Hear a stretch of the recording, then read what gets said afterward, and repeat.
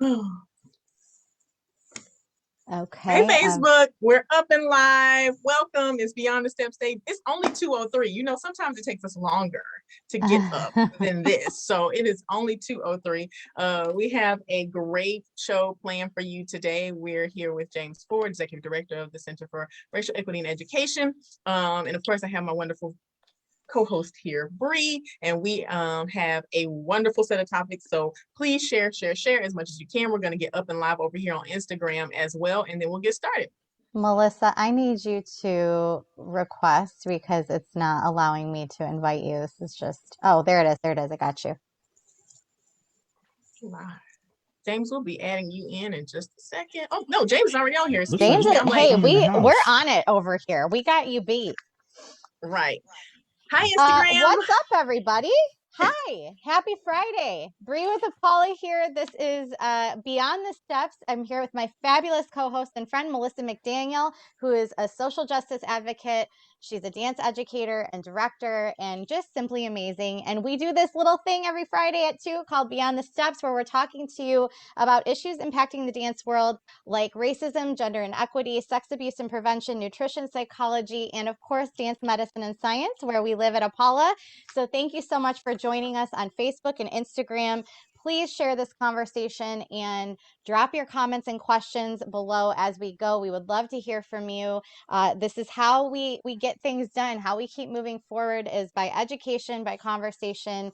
No question is a silly question. Just keep it respectful. So thanks for joining today. We are talking about what are the 3 most common ways that educators perpetuate racial bias in their teaching practices. And teaching, Melissa just said this, teaching is teaching no matter what you're doing. And everything that we're talking about today, we're going to try to apply it to the dance community because we know, we have a little bit of work to do in the dance industry to make happier, healthier, more equitable dance spaces for all of our students. And part of that journey is looking inward and looking at ourselves and saying, where can we do better? And when you know better, you do better. That's why we're here. So Melissa, without further ado, let's introduce our guest, Mr. James Ford. Hello, everyone. Welcome today.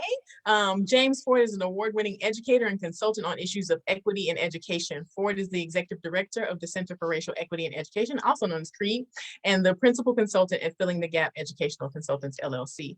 James currently serves on the North Carolina State Board of Education. Formerly, he served as the 2014-15 North Carolina Teacher of the Year and representative for 95,000 public school teachers throughout the state. For a full year, he traveled the state and country speaking before thousands of teachers and students, business leaders, and policymakers about the importance of education. In spring 2015, he, along with other 54 state teachers, were invited to the White House to be honored by President Obama in the Rose Garden during Teacher Appreciation Week. Wow. Ford is a self-professed equity warrior who believes in education is a human right. He writes and speaks extensively on the topics of race, class, and education equity, and advocates for the most underserved student populations.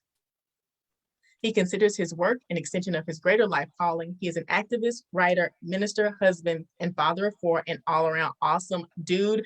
James, thank you for being here with us today. Yay! Welcome, glad to be here. Glad to be here. Yeah. James is also getting his PhD. So the fact that he has carved out time in the midst of all of this and getting his PhD to come be with us is just an honor. So thank you. Don't look like that. Yeah, I was about to say that came from a real place. The time constraints are real, but it's a pleasure. Thank y'all for the invitation. So you've done so much work in this area and you're extremely respected in your field. What led you to do this work and how did you come to found the Center for Equity in Education? So teaching was a second act of a career. Anybody who grew up with me knows that I actually wasn't even a good student, and it didn't have anything to do with lack of intelligence or anything or lack of ability. School didn't relate to me. I wasn't interested in it. And so that's the way I always looked at education, like from a person who was a non-convert, having endured struggles like that, and initially pursuing journalism, which was my chosen career. So communications, and then quickly realizing that old kind of newspaper route was not the wave of the future. I had to find something else to do. And I always worked with kids. My first job was working with young people in the Park District. And, I enjoyed that. I did volunteering after I graduated college, working with youth. And I eventually started working in the nonprofit sector, working with young folks. And it was mostly kids who look like me, Black and brown kids. I did some truancy intervention as well. And I just fell in love with that particular demographic. I said, okay, this is me. Fast forward to start teaching at 29. So that's late. And 5 years into that career, I won North Carolina State Teacher of the Year. So I guess I made the right choice. But I always wanted to talk about the issues that impacted me and impacted my kids, which were race and inequality. And I didn't see anyone doing that.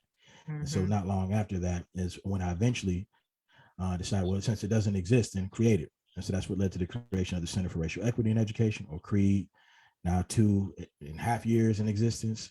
We do that work in North Carolina. So I'm excited about that.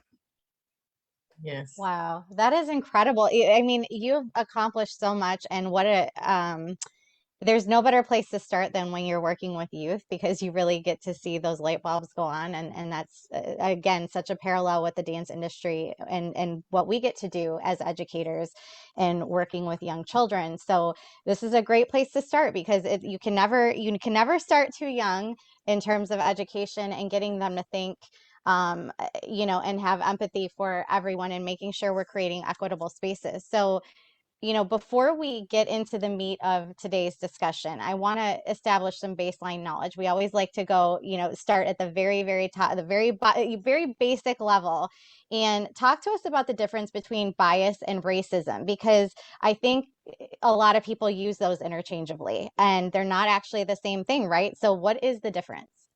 So racism is a much more overarching term, right? And it has a multitude of manifestations, right? From interpersonal, right? The way one interacts with an individual on a personal level, to structural or systemic, the way systems operate. Bias is just one form of racism, right? It kind of operates at the interpersonal level. So it deals with the way that stereotypes influence our behaviors and the decisions that we make, the things we say and do. And all bias is not implicit. People love to talk about implicit bias, and that's kind of an escape hatch for a lot of people who engage in explicit bias. They know what they're doing and they know what they're saying. And so bias is just one form of racism, but it can be implicit or explicit, but it impacts our actions and how we engage with each other, and how we do our jobs too. That's a huge impact. Yeah, it really reaches into all sectors of our life. So this is a twofold question. Do you think biases are largely developed through childhood experiences and learning from others and from your own experiences? And can biases be unlearned through experiences, through life experiences? So if you start learning one thing, can it be unlearned as you get older? Yeah. So nature abhors a vacuum. So what that means is that if you don't have information about a certain people group, or whomever, you're going to fill that in with the little bit of experiences you do have. And a lot of that is formative in the childhood phase. And it can be experiences or it can be media. Like there are also all sorts of things that prime these stereotypes, from what you see on television, what you hear in music. And then you take that into the world saying, this is what I know about that particular group, and you operate accordingly. The second part of the question, can that be unlearned? I hope so. Like, Right. that's all I'm gonna say. The science on that is like, it's not conclusive, but man, you gotta hope that, like, if you can develop something that you can intentionally unlearn it, but it doesn't happen just because you want it to, right? That's what I will say. You got to put the work in and really walking yourself back. Be like, now, why did I think that thought? Why do I think that this individual was going to do this? What made me say or do that? That takes work. I was going to say it really, you have to have a lot of self-awareness too. And that's what we're learning through this journey too. Like we're very open on this show about how we're learning as well, right along with everybody watching. And so it really does take a conscious awareness at all times to make sure that you're thinking and you're going beyond what you already know and learning and absorbing. So thank you for that. James, do you think a lot of that lack of awareness or inability to be aware is because people feel convicted about their biases? So I've been developing on this, and I think it's a brain thing. Me and my wife were talking about this. I think that, your brain has different dimensions, right? One of those is like, like your lizard or your primitive part of your brain. And then you got this thing called the amygdala, which is like the emotional part, but it has the ability to hijack and go straight to the, Mm-hmm. the caveman part of your brain. Mm-hmm. And those things are things that keep you alive, to help you survive. If you detect danger, it's like the smoke alarm of your brain. I Mm-hmm. think when folks feel like they've been accused of racism, when they feel even that type of fear, they have an amygdala hijack, and they're not operating from From anything wow. intellectual at all. They're Mm-hmm. scared. This is why Mm-hmm. it seems like it's the worst thing in the world is to be called a racist versus like actually being racist. Like, I can live with that, but don't call me a racist, right? Right. Like, you know what I mean? Like, what you Right. doing? Don't call me no racist. Like, but Because you just did a very racist thing. So, but you're not upset about that. You're Right. more but upset that now I'm I called scared. you a racist. Right. Now I'm scared. Right. Now I feel threatened. So now I'm gonna fight, flight, freeze, or the other one is appease, right? Mm-hmm. And so some of that is just we just go along to get along. So I feel like when you're in that type of space, it's very hard to get through to anybody about what they're doing, or for them to listen, because their brain is not in a place where they can hear any of that, you know? Wow. That makes this work extremely daunting. But we'll get to some ways that we think we can break through that and make some progress. So you've done tons of research on how racial inequities in the learning environment have negatively impacted student outcomes. Can you talk about one or two ways, because there's tons and tons, but one or two ways that racial bias in teaching has been detrimental to learning? Yeah. So I would say, particularly for kids of color, it's we'll go with discipline. That's probably the easiest one. But Mm-hmm. even that has to do with expectations, Mm-hmm. right? So these stereotypes about who is dangerous, who is Mm-hmm. smart, who's capable, who is mischievous, who's up to no good, those things inform those biases that end up showing up in our field as like tremendous gaps in suspensions and in discipline. Okay. So black and brown kids, I don't care what system you're talking about, I don't care what part of the country, if you show me your data, I'm pretty sure there's going to be some disproportionality there. And Mm-hmm. so we got two conclusions. Either black and brown kids are really bad, like worse than white kids, which some people would think that, right? Mm-hmm. Or something's up with the way that people who are who administer and discipline Mm-hmm. are seeing these kids, right? And so that's Right. one of the most pernicious ways I think that it shows up and really harms students with their Mm-hmm. self-image, but also like academically. If I'm not in class and I get suspended, I get punished, and I can't learn. I don't have access to the content or To the whatever. material. Right. Right. So through, I know that this will lead me down a big tangent, but that discipline piece, there are so many people that don't make that connection between, it is an automatic fact that why are always, and I've heard this before, why are my black children always the ones that get in trouble? Mm-hmm. Why is it that it's always this group of people that I have issues with? And I guess the question is, why is it that you always have issues with that group of people? And the Good word question. the operative word being you have issues with that group of students. So in that sentence, it's very, very important. Why do you have issues with that group of students? And I think that that's kind of where we fall short. I'm getting feedback somewhere, but I don't know where it's coming from. So I want to, we're going to go into the next segment. We do have some, those biases can stigmatize children as well. Thank you, Dr. Stephen Bond. Hey, how are you doing?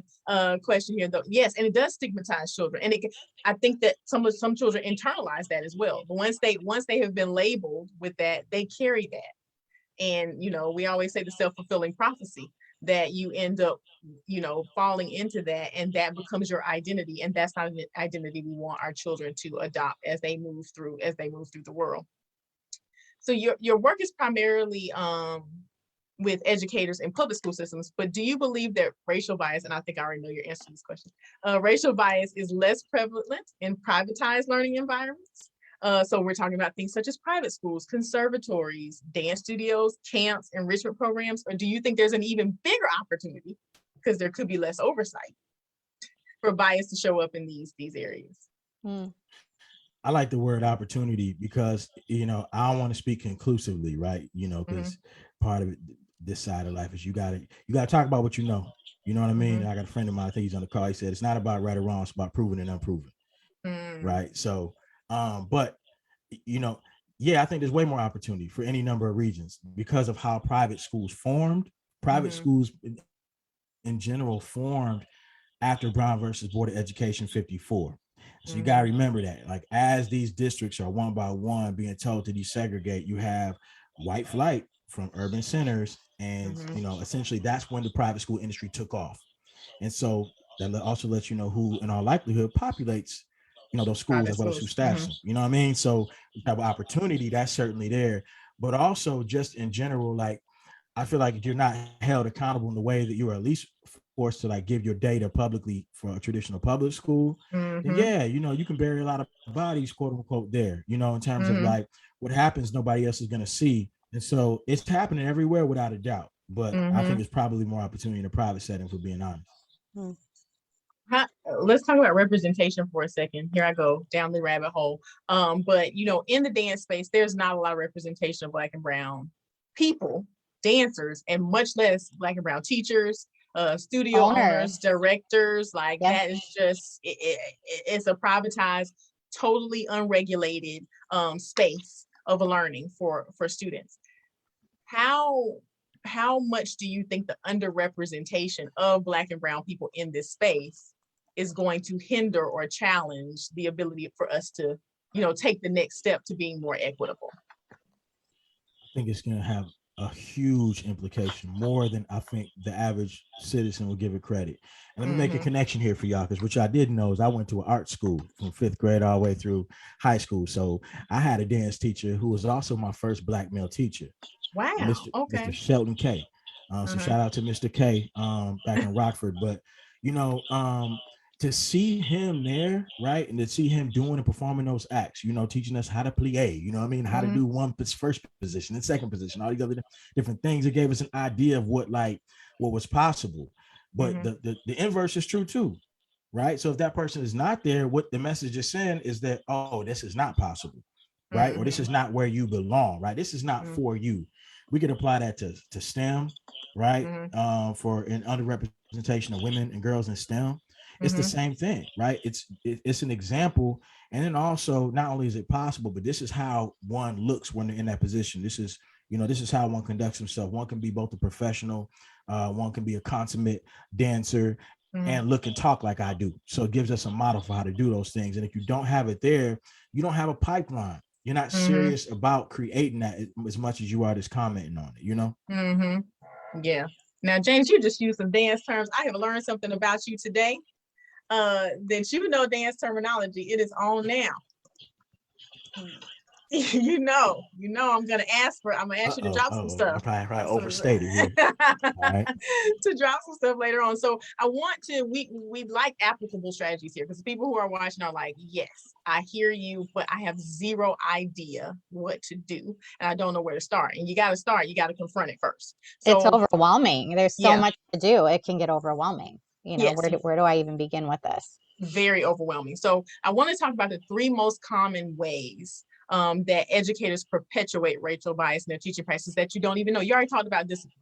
Like, even taking a step back and going, wait, how many times am I really reprimanding this group of students versus another group of students? And why?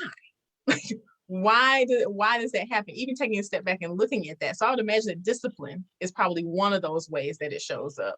What are a couple of others?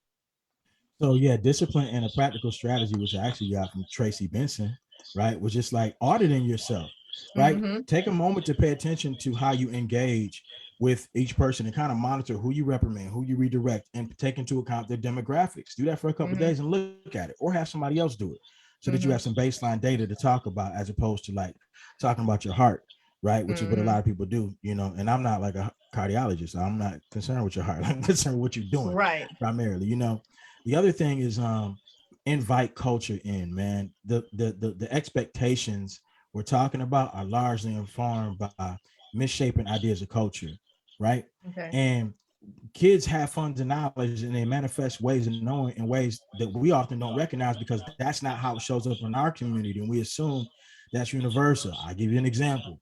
Mr. K allowed me in 1992 to do a dance routine to De La Soul's Dead. Yes. Mhm. You understand what I'm saying? Uh-huh. And like when they say bringing music, that's not what he was talking about. But when I bought it, he was like, cool, as long as it's not cursing, cool. So I was able to bring in my culture and my moves, you know what I mean? Which I had a few back in the day. It's a different conversation for a different time. You know what I mean? But like that's what I'm talking about, right? And the last thing is understanding, I would say, linguistic equity. Mm-hmm. Because I'm not just talking black or white. We got students who come from all over the globe. You got newcomers from countries that we have often not known much about. And so understanding, it's a phrase called linguistic reflexivity, which is a big term, which basically means that listen for the concept. That most kids kind of get a concept of what you're saying, even if they're not using all the right terms or whatever else. Mm-hmm. Focusing on that and then building the knowledge based upon that versus, oh, this, you didn't use the exact scientific language, or you didn't use this, Mm-hmm. you know, the thing where I turn around, where I spin, you know, like that's what the, listen to the content of what they're saying, even if they don't necessarily get the terminology right. Mm-hmm. Be flexible with the language. Right. I think that is going to be very hard because, as you know, this is a classical discipline. We are Rooted in tradition. rooted in tradition, which means that, you know, if you don't know this is a pirouette, then you are not a true dancer. If you don't know that that's a plie, if you know, then you are not a real dancer. And that's going to be really hard to break that systemic, they're barriers to entry that were put there specifically to keep people of color out of the industry and out of the space. So that's huge. I want to venture into, we had a discussion with Aisha Upchurch, who is a super dope dancer, Harvard graduate, up in New York, that does Hip Hop X. Yeah. And she talked a lot about hip hop and bringing hip hop into studios, dance studios, which is a new art form to dance studios, not to the world, but a new art form to dance studios. She talked a lot about that. And she talked about kind of the respectability politics of your hip hop teachers that you bring in. Like, shouldn't they be people who are actually experiencing hip hop culture, like day to day? And what does that mean for your accredited teachers that come in?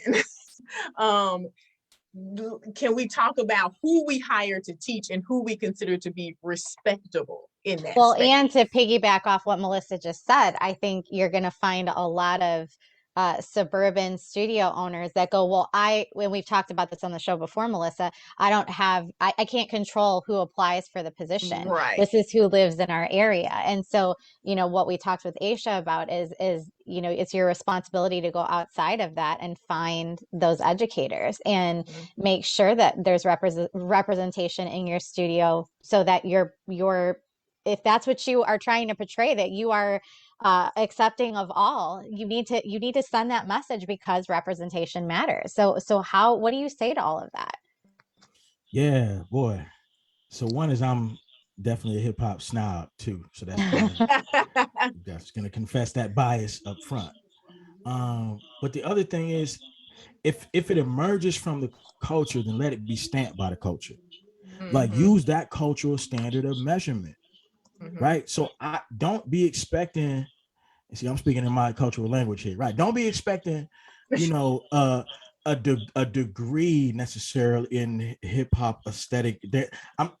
Maybe that's a credential, but honestly, if somebody got the credibility and the ability, you know, and the moxie to do it, that's one barrier to entry that I think is huge too. Is like, let them come in, as long as the streets recognize what they do and it's credible in that arena.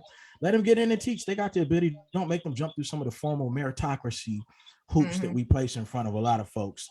The other thing is, that's an easy excuse to say, like, oh, we didn't know, or these are the folks who applied. If you're really looking for the authentic, then you got to tap in, which means you got to be a student of what you're looking for.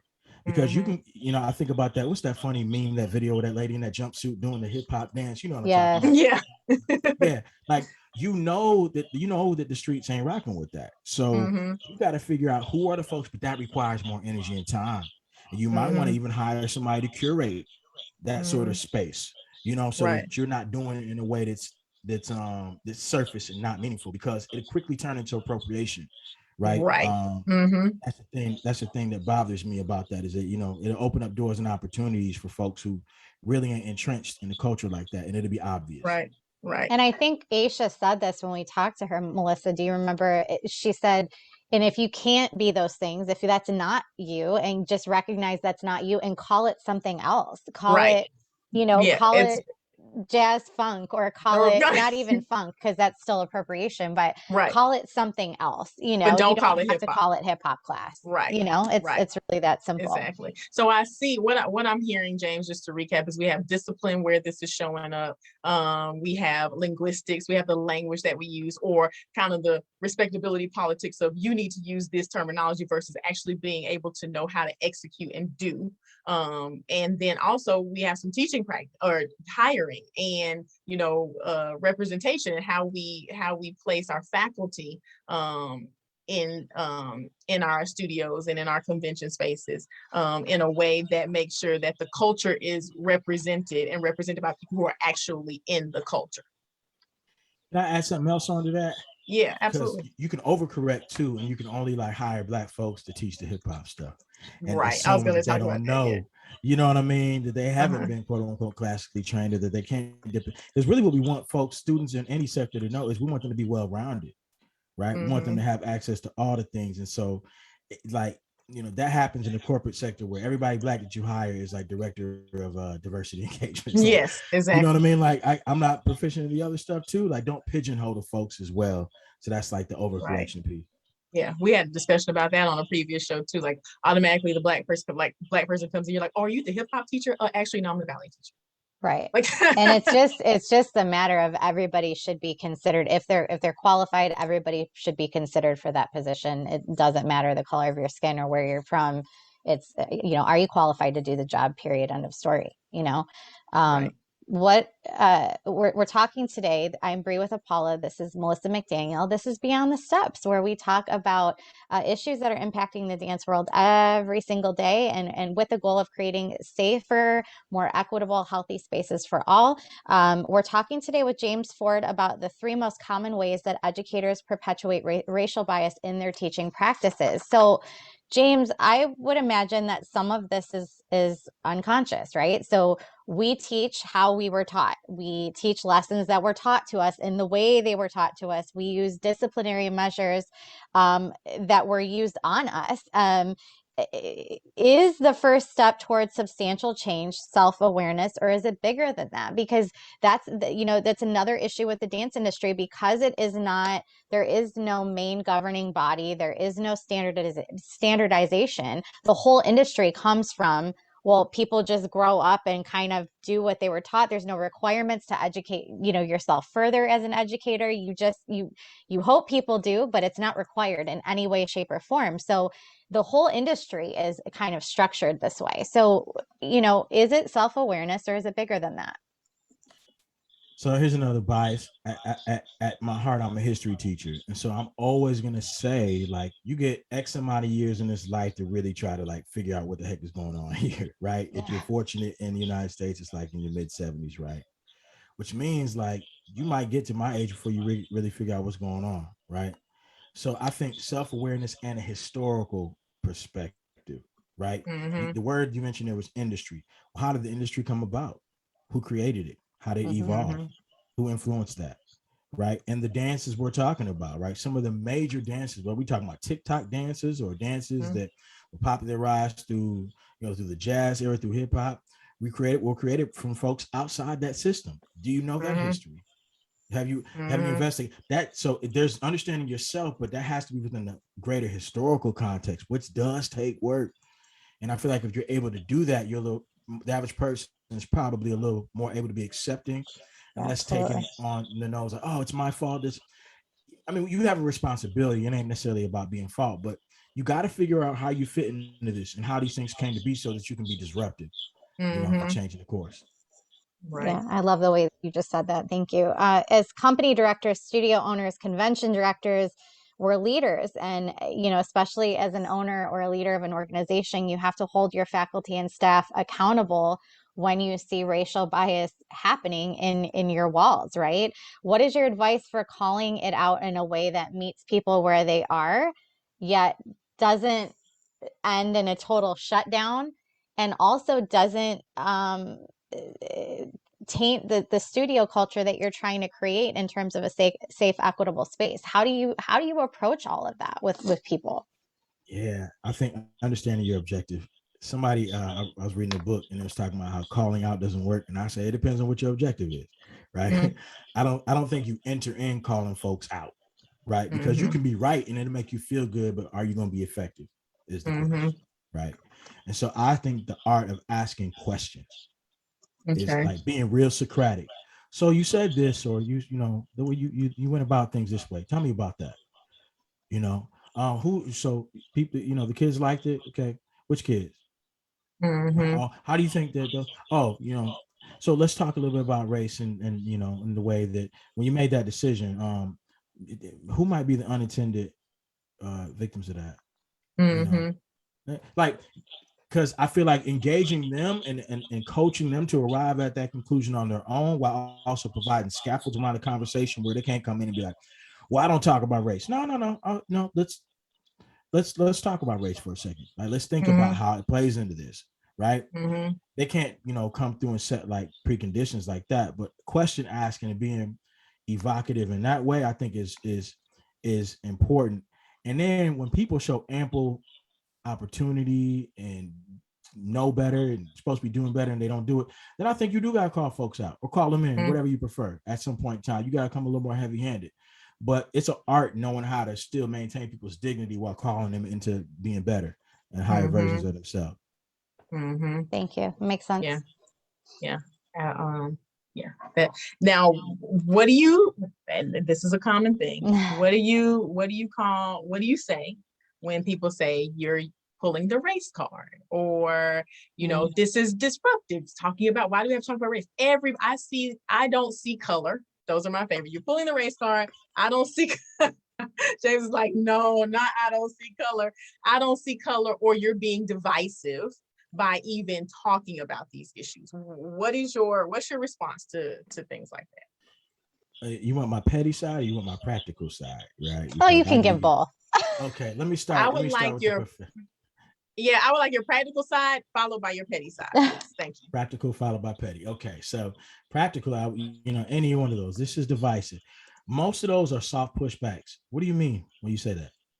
Right? What is Mm-hmm. that? What do you mean when you say divisive? Why you gotta pull the race card? What do you mean? Please explain, because those are get out of jail free cards. People could throw to like arrest the conversation so that they Mm-hmm. can escape any scrutiny. And so light pushbacks to get them to explain themselves usually end up with them not being able to do so. You know what I'm saying? Mm-hmm. Um, you know, my petty side is you pulling the race card. I'm playing the cards I was dealt. You know what I mean? Mm-hmm. Who's dealing? Right? That's the question. Right? You're being divisive. Well, you know, the truth is divisive, right? I Mm-hmm. mean, it separates itself from fiction, right? I mean, so some division is good, right? Mm-hmm. You know, these are things that I think when people use these rhetorical strategies to get, I don't see color. Well, you don't see race, and that means you don't see racism, right? Mm-hmm. Right. So what I need to know is that you're committed to dismantling racism, and you're telling me you don't see race, you don't see color. Then I don't know. You know, I'm wondering how you can be disruptive in preventing racism, since by your own admission you're saying you don't see color. Well, I'm saying I don't treat people different. Well, color is not the condition, right? But it does denote culture oftentimes, right? Mm-hmm. So you mean to tell me you don't recognize the differences in culture, the way people show up, the way they talk, the way they eat, the way they speak, the way they dance? That Mm-hmm. doesn't matter, you know. Mm-hmm.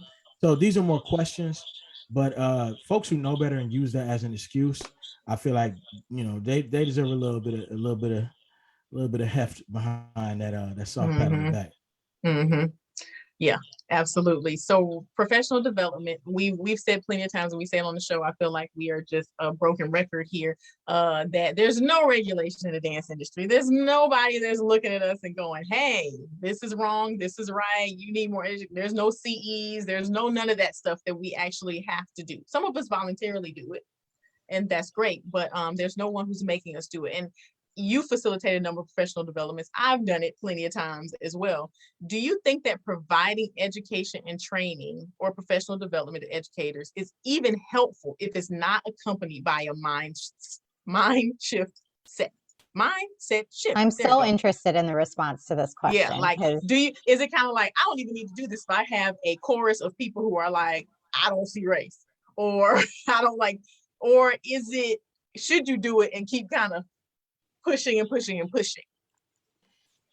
Well, and I kind of feel like this is a multifaceted question, because we could apply this to race, but we can also apply this to sex abuse, all the sex abuse allegations that are going on in the industry right now.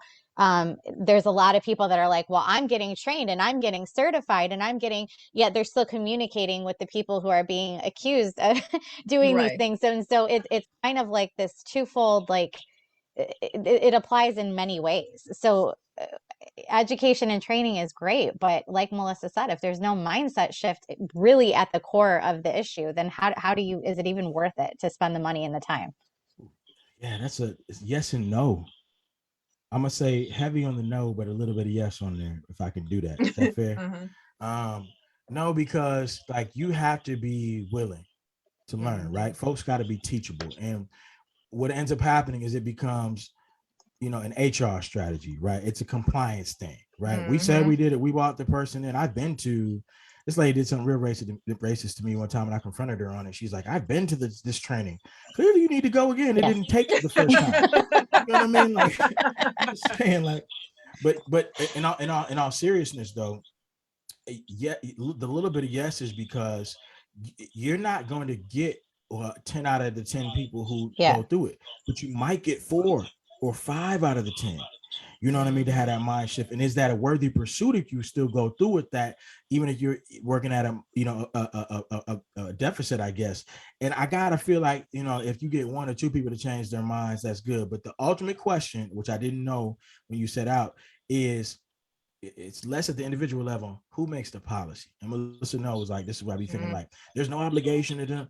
Okay, let's start there. Why is there no obligation? Who would make the decision to make an obligation, right? To create the sort of policy whereby this becomes part of how the system operates. Now, you cannot get in and function without thoroughly addressing these things as a standard practice of folk in this industry. Who are the federations or the commissions that sort of regulate that? That's a worthy place to kind of begin changing things, because Dr. King had a quote where he talked about the law versus the heart, and he says the law cannot make a man love me, but it can keep a man from lynching me, and I think that's important. Right. So we don't have a federation and we don't have those types of things, but our federation is the studio owner. Our federation is the convention director. So that those people, getting more people into the industry, owning studios, running conventions, who have this mind and this heart for racial equity, I think is going to be the key until we can get some type of certifying body. Don't take my head off, dance industry. I'm not saying that I'm about to come in and try to do it now. I know people have tried many times. It's the thing. Everybody wants it, but they don't want it. They don't want it. They want it till they get it. And then they're like, whoa, wait, you want to make me do what?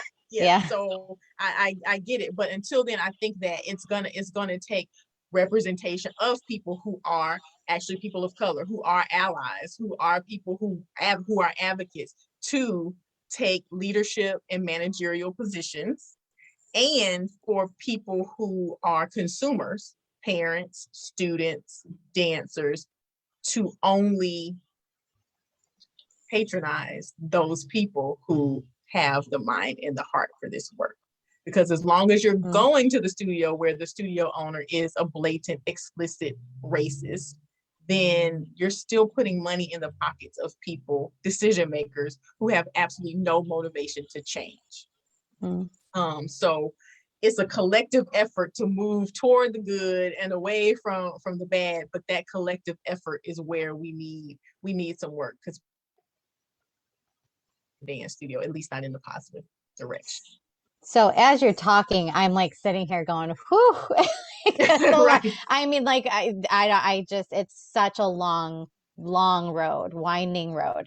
But it's a great segue into homework, because I think this really brings us back to James, we like to give homework to everybody listening and watching, something they can do between now and next week to make progress in this space. And so, you know, because this is such a daunting discussion and there's so many moving parts to it, what is one thing that you want to challenge our listeners and watchers or viewers to do between now and next week to make progress in tackling their own racial biases or in their organization or studio culture?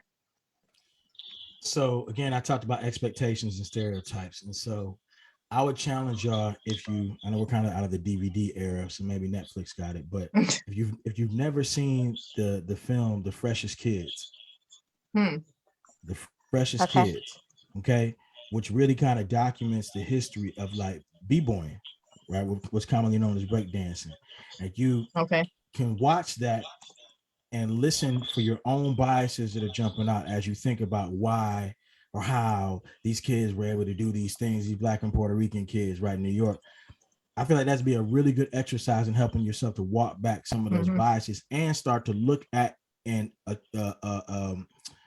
sort of endow these respective dances and these communities with the respect that they deserve through their own cultural lens, right? And not the kind that's sanctioned by the institution. Because that's what's going to have to happen. You're going to have to be able to encounter folk and be able to look at them and be like, all right, not what I'm used to, and I need to admit that, but I can see the value, I can see the assets, right, that this person this community offers. That'd be a really good practice. Thank you. Yeah, so again, that's watching the film The Freshest Kids. I'm sure you can look it up and find out how you can watch that. I'm going to do that this weekend, actually. But we also want to encourage you to take our STEPS Initiative course. We have curated a virtual course. You can go at your own pace. It's going to tackle everything, like we said earlier, from racism to gender inequities to sex abuse and prevention, nutrition, psychology, dance, medicine, science, and more. Each course has been curated by an expert in each field, and you can take this, again, at your own pace, completely free. Melissa's going to pop that link in the chat for all of you. We encourage you, if you're working with children in the dance space, we really, really encourage you to do it, and there's no excuses because it is completely free. So please take a look at that. We also encourage you to get YPAD certified. There is no standardization. There is no governing body in dance. YPAD is the closest thing we have right now. That's Youth Protection Advocates in Dance, YPAD.org. We're giving you 25% off a YPAD certification today. Melissa's going to pop that link in the chat. And when you enter the code APOLLA, APOLLA, 25, all caps, in the promo box at checkout, you will get 25% off your purchase. So check that out as well. James, where can people follow you? Do you do consulting? Like, I mean, if a studio wanted to bring you in to consult and look at what they have going on, are you open to that? And how can people get a hold of you? Y'all want me to teach y'all how to dance? Is that what you're asking? Yeah, that's what I'm asking. Yes. I'm asking for and see those awesome dance moves you talked about. No, but in all seriousness, you can feel free to reach out to the Center for Racial Equity at creed-nc.org. That's the organization. You can follow me if you're on the social media at I'm more active on Twitter than I am Instagram, but JEFORDNCTOY. And then I can be seen or heard on there talking all kinds of trash about any number of different issues. So that works. James is reckless on Twitter, y'all. I love it. But he's Twitter reckless. I only get 280 characters. I got to get in and out. You got to fill me in 280. Awesome. Thank you so much for being here with us, James. It's a pleasure to have you. You have definitely enlightened us in a number of different ways, and we are just so honored to have you and look forward to having you back at some point very, very soon. So thank you. You got it. Till next time. Appreciate y'all. Bree, of course, as always, thank you. Thank you for being on this journey with me. I so appreciate you and so love doing it. I wouldn't want to do it with anybody else.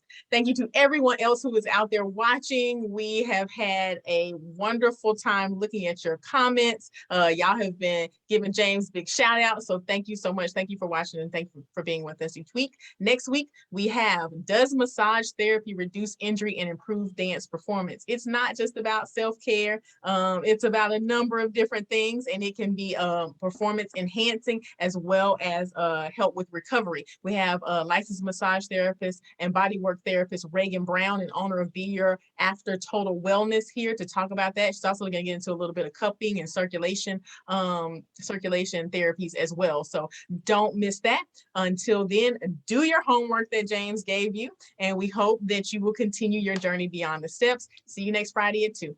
Bye, everybody. Bye-bye.